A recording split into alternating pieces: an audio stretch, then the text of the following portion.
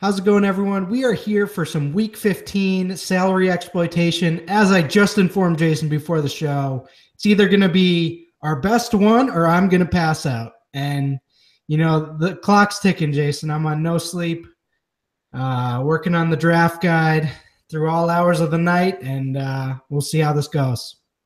Well, let's just jump into it. Let's jump into it. Quarterbacks, Week 15. Case Keenum, Jimmy Garoppolo, Nick Foles.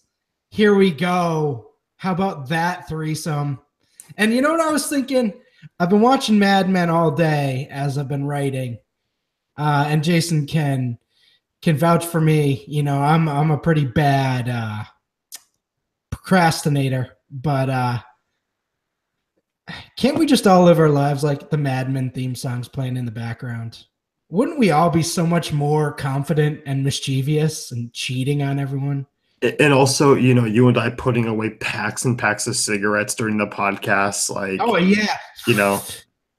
Yeah, whiskey. Instead of this, it's just I got a whiskey. Yeah, whiskey all day in the morning. Yeah. Case Keenum versus Carolina. Break that down for me. He's a fairly cheap play on FanDuel. That's kind of what I'm looking at. He's overpriced on Yahoo this week. Overall, sorry, Cincinnati, not Carolina. Home matchup, obviously, he played pretty well against Carolina. He's thrown 2 touchdowns in each of the last 2 games. He's going to get you a couple of points just with his rushing ability.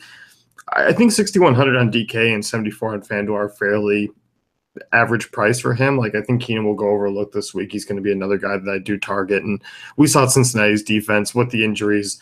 They're kind of done. Obviously, the season's over for them. It's been over for a while, where Keenum's still a guy where they got a lot to play for. And at these prices, it's not bad. Yahoo, once again, way too high. Yeah, I think you've been consistently higher on Minnesota throughout the year than I have. And that's sort of been lucrative compared to not playing Adam Thielen and those boys. So yeah, certainly fair there.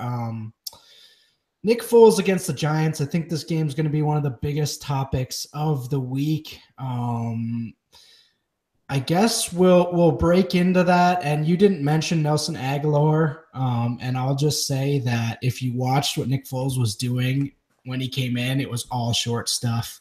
So I'm going to be looking directly at Aguilar and Ertz if I'm playing Foles, and I think you have to look at Foles as a legit option this week. Yeah, I do too. He's 5,500 on DK. Obviously, they adjusted to that news. He's $27 on Yahoo, $6K on FanDuel. He's a bare main quarterback on FanDuel. And against a Giants team that's, been pretty average against, quarterbacks in terms of fantasy points allowed this year. The weapons are around him. He should get Ertz back. Like you said, Aguilar has been solid. You have Alshon Jeffrey on the outside. You have a running game that's going to be competent enough to kind of give him balance. And Foles has obviously been in this league. He's been with this team. We know Foles can put up fantasy points. And at 6K on FanDuel, if you're trying to stack a lineup, it's not the worst idea in the world. He's actually not bad. No, he's actually an average quarterback. He's a really above backup quarterback as well. So I think that's something worth noting. It's not Mark Sanchez. You know what? Even Mark Sanchez was pretty good for a while. It's not like Cade McNown, rolling out there for the Bears in 2000. It's not like Paxton Lynch, It's not like Oh, what a sad state of affairs that man has going for him for his pro career. Jimmy Garoppolo, he's just been a very handsome fella, as Bill Simmons likes to say. And I think you got to agree at this point. He's just so handsome. He makes everyone better, Well, we can kind of completely say that San Francisco the mood has changed. The city has lifted. Parades are being thrown. Kids are being born. Jimmy Garoppolo has come in and just kind of changed things around. He's made Marquise Goodwin, who we'll talk about here in a little bit, a very viable option moving forward. I think the touchdowns will start to come here, and he's throwing for a ton of yards, and against a Tennessee defense that's very pedestrian against the pass. I know his price has come up over the last few weeks, but I'm still not afraid of paying these mid-range price tags for him. Yeah, last week was basically the worst possible scenario, and he still sort of hit value there late. They're going to be passing. They're not a very competitive team, so you know Tennessee likes to play slower paced, but they're just so bad. I'm just so not afraid of them. They're just so bad, and Garoppolo, he's going to get it done. So I don't think he's the high upside you necessarily look for, but maybe in the cash range for sure. Let's break into running backs here. Kenyon Drake, um, not a very well kept secret after Monday night, which I'm seriously bummed about. But against Buffalo, still kind of going for it. But I love the Drake Miami stack this week. He's a featured running back. He's pretty elusive.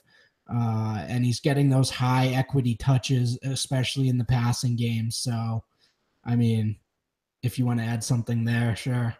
Yeah, I mean, you pretty much nailed it. Like 25 and 23 rushing attempts the last 2 weeks. He's had 11 targets. Last week, he put over 25 DK points, didn't find the end zone. All the potential in the world for Drake this week against a Buffalo team that's obviously still struggled against the run. We saw last week Frank Gore have some success basically in that Blizzard game. This is an really intriguing price tag on him. Like, yeah, it's come up a little bit, but 6,500 on FanDuel, 21 on Yahoo, 58 on DK. Drake's going to be probably a pretty core guy for me because he has a really nice points per dollar return potential this week. He's going to be 80% owned in cash games. Yeah, I mean, he's a cash game guy. I won't be fading. And in GPPs, he's really a tough fade too in this spot. No fades. No fades here. Just do it. We've seen enough, It took 5 minutes for Russ to go 100% on someone this week. Yeah, you're right. No, there's another one too. I already mentioned him, but we'll be going back to that at receiver. Kerwin Williams, I'm not necessarily as excited about him, as I think others are, but I can certainly see the upside in terms of price. Yeah, I mean, obviously he's had an efficient game against the Rams. Busted out a couple big runs, but not a big passing work guy. He's not a big goal line guy, so that's obviously where the concern lies. But I mean, if he's going to get 36, or obviously 36 attempts over the last 2 weeks and can possibly find the end zone or get a little bit more work across that 100 yards, if you really are trying to pay down at a running back spot, like at these prices, like you can make the case for. Washington's defense has been pretty suspect against the run this year. Last 5 weeks, they're giving up the 5th most fantasy points. This is obviously a team that's pretty much done now. Kerwin Williams, I mean, he's going to get that opportunity again. So I think you can take a shot if you're building multiple lineups or trying to get, a couple high-priced wide receivers in. Definitely. Wide receiver. You mentioned Sammy Watkins. I think that's a great topic for this week, really that game in general. You mentioned Sammy Watkins. I'm assuming it's because it's a cheap price and this is salary exploitation. Cooper Kupp. If Robert Woods is back, are you off Watkins or are you on Watkins either way based on the matchup? No, I'm still on Watkins if Woods is back. Okay. I think Woods is leaning towards playing here, and I just think this is another game, I think, potential shootout here. We saw it last week, obviously, with Philly, who has a really good front seven. We saw that game turn into, the shootout of the week. And I think this kind of happens here again because Seattle's moving. They're a quick team. Two teams that will throw the ball quite a bit. Two defenses that are really banged up. We saw Seattle obviously banged up. We saw the Rams lose big corners last week. So I think Watkins here, fair price. Like, it's a pretty good matchup. I think Woods coming back. I don't think it hurts him too much. Last 3 weeks, 88 fantasy points allowed to wide receivers by Seattle. Like, that's huge numbers. They're really struggling right now. Huge game here. I'm on board. Like, I'm a Rams stack guy this week, even on the road at Seattle. See, as a Rams fan for the last 17 years, I'm fading it just because I'm not used to change and I'm not there yet. But I respect it. I appreciate it, and I'm happy that you believe. I'm a fan that needs to see it happen first. I'm hurt, so I like that take. I appreciate it. Can't do it.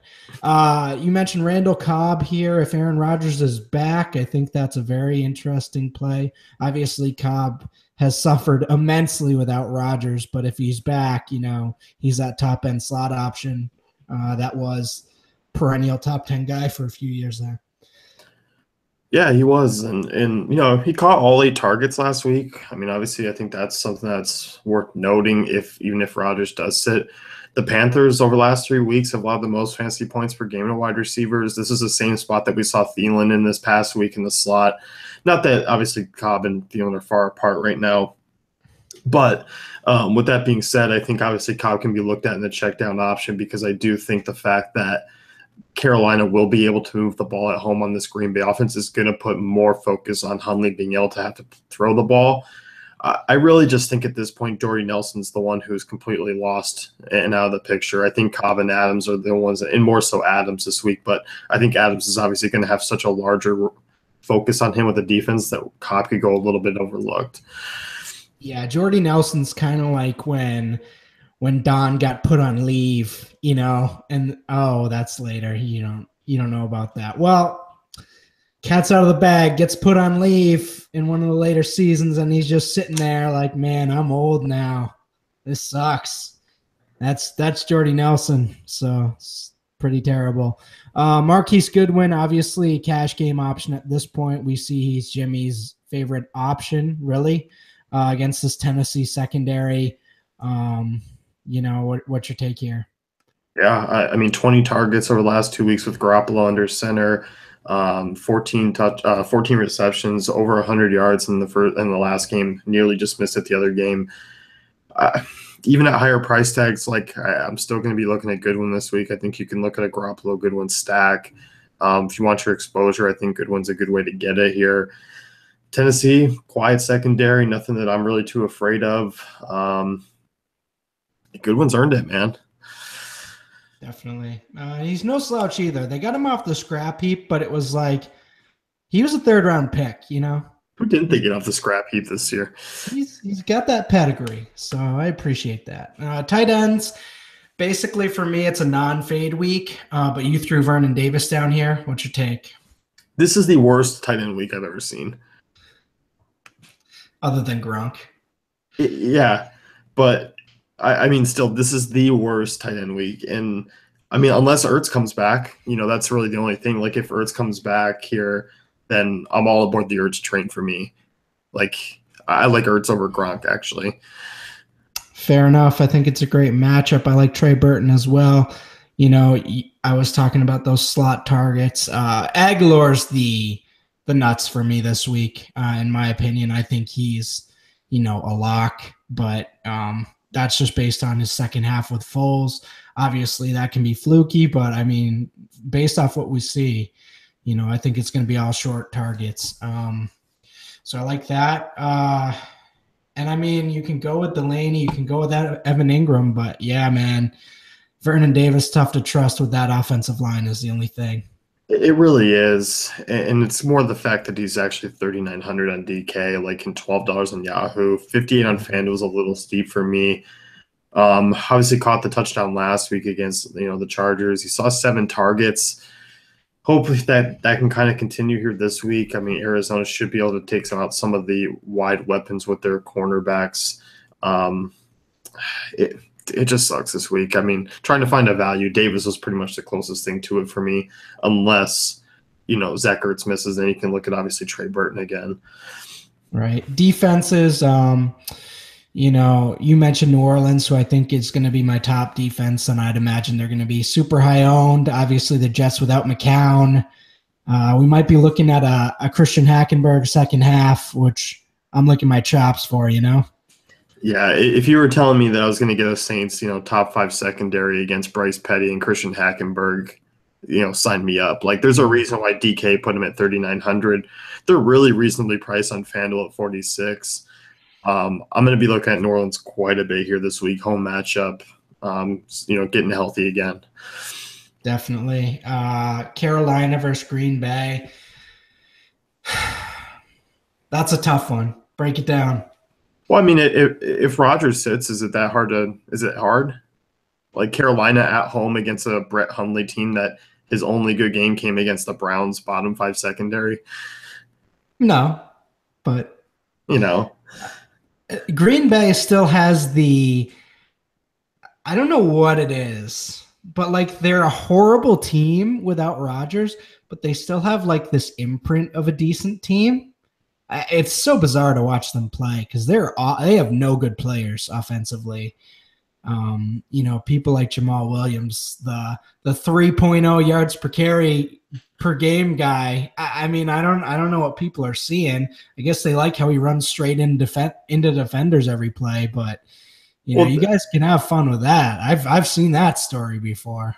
And that's what, like, Carolina's a pretty cheap defense this week. And they're 5th in DVOA against the run. Like, there's a reason why Green Bay has had some success. It's because they've been able to run the ball. If they're not going to be able to run the ball against Carolina, they're in big trouble.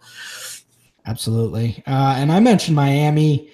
I think the Drake-Miami stack is looking great. They've played fantastic the last 2 weeks. Buffalo has Nathan Peterman starting. Obviously, he wasn't exposed in that snow game. I think we could be headed towards another Nathan Peterman implosion, and I don't think many people are going to be on Miami's D, even though they have a lot of talented players. Xavier Howard looked fantastic against Brandon Cooks.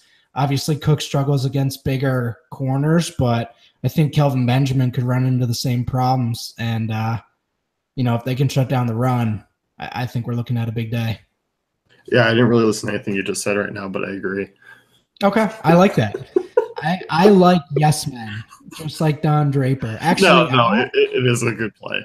I want you to say I'm wrong, and then I just yell at you, and then we argue, and then that's like a few episodes of like material. Yeah, and then we go like have our whiskey and crab and stuff the next night.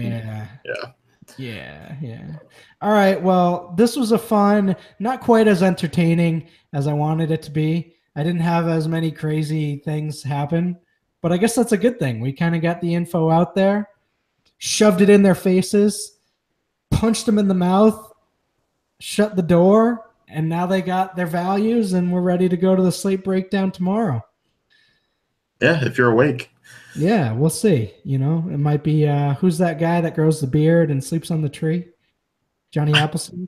I have no idea. The writer, the guy who wakes up 80 years later. I have no idea. Yeah, you do. It's from our childhood. Long John Silver or something like that. Nope, that's a fast food seafood place. No, we're not signing off until I get this. So you better put your thinking cap on. Come on, audience. Man, beard, 80 years, wakes up. Rip Van Winkle. All right, folks. We will see you guys for the slate breakdown tomorrow. As always, check out Jason's article on dailyfantasycafe.com. If you like what we're doing here, certainly give us a like and subscribe. If you don't, throw trivia in the comments section and try to stump us. Because we'll just Google search it and get the right answer, so you'll gain some resentments. Anyway, we will see you guys tomorrow.